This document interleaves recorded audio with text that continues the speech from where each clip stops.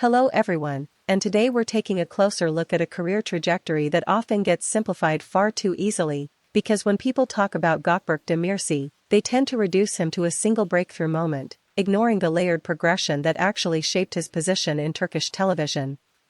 His rise through the daily drama format, especially with Yemin, did not simply hinge on popularity but on endurance, consistency, and the ability to sustain emotional tension across hundreds of episodes, which is a very different discipline compared to primetime series. What makes his collaboration with Özge Yağız particularly interesting is that it occurred within a format often dismissed by critics, yet it generated one of the most discussed on-screen dynamics in its category. Their chemistry became a focal point not because it followed conventional romantic tropes, but because it developed gradually under narrative constraints that required subtlety rather than dramatic escalation. In interviews and audience discussions, it becomes clear that viewers were not just reacting to scripted romance, but to micro-expressions, pauses, and restrained performances that felt unusually authentic for a daily production.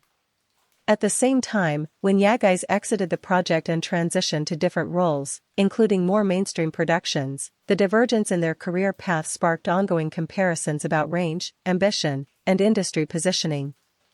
Some viewers interpreted Demirci's continued association with similar formats as a limitation, while others argued it demonstrated strategic consistency in a highly competitive environment where stability itself is a rare achievement.